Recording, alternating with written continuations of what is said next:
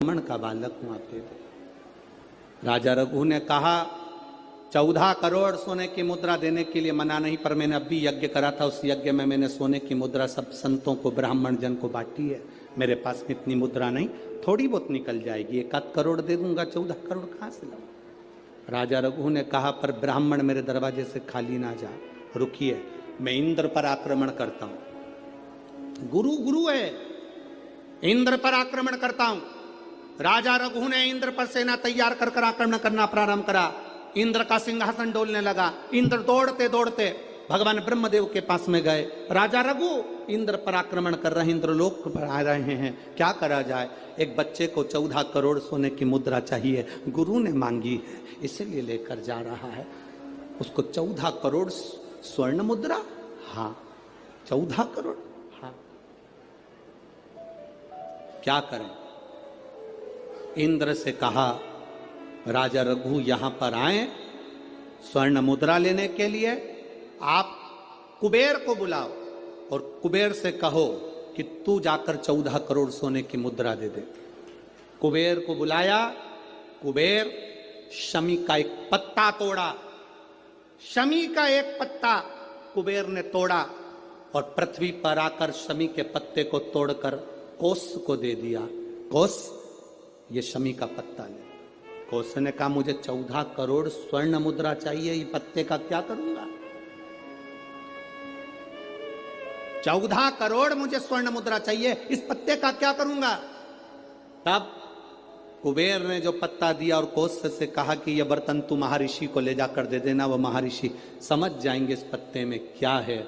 बर्तन तू महर्षि के पास में एक शमी का पत्ता ले जाकर कोस ने दिया।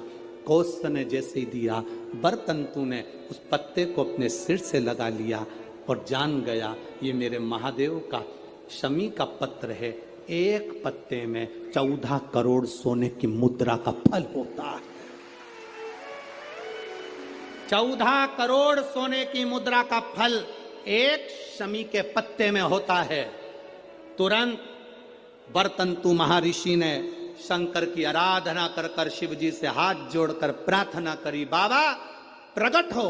देवादिदेव महादेव प्रकट होकर कहते हैं बर्तंतु मांगो तुम्हें क्या चाहिए। बर्तंतु कहते हैं बाबा शरदीय नवरात्रि पूर्ण होने पर जो विजयदशमी आए, उस दशमी के दिन जो एक शमी का पत्र भूलवश भी महादेव को समर्पित कर दे, उसकी जिंदगी में कभी संपदा की कमी ना आए। एक शमी का पत्र, एक शमी का पत्ता 14 करोड़ सोने की मुद्रा से प्रबल हो जाता है। एक शमी का पत्र। आज भी कई जगह पर विजयदशमी के दिन, कई स्थानों पर विजयदशमी के दिन शमी के पत्ते का लेन देन होता है।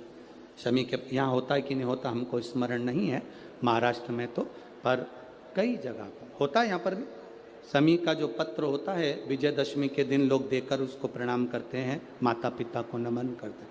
क्यों? आप अपने बच्चे हो, आपसे पूछेंगे, आपकी औलाद आपसे पूछेगी, आपके आने वाली पीढ़ी आपसे पूछेगी, माँ ये कौन सा नाटक बनाकर रखा है तुम लोगों ने, शमी का पत्ता दे, शमी का पत्ता ले, मिलने जाओ तो शमी का पत्ता, शमी का पत्ता क्यों लिया दिया जाता है। बच्चे पूछेंगे, आज की पीढ़ी बहुत प्रश्न करती है, उसको उत्तर देना पड़ेगा कि एक पत्ते में 14 करोड़ स्वर्ण मुद्रा का फल होता है। एक शमी के पत्र में आज के बच्चे जो प्रश्न करेंगे उसका उत्तर देने के लिए तुम्हें तैयार रहना पड़ेगा। उस उत्तर को तुम्हें देना पड़ेगा कि ये शमी का पत्र विजयदशमी पर क्यों लेन देन किया जाता है, शमी का पत्र क्यों शिव के मंदिर में जाता है, शमी के पत्र की मूलता क्यों होती है, उसको समझाना। एक शमी पत्र में वो फल है।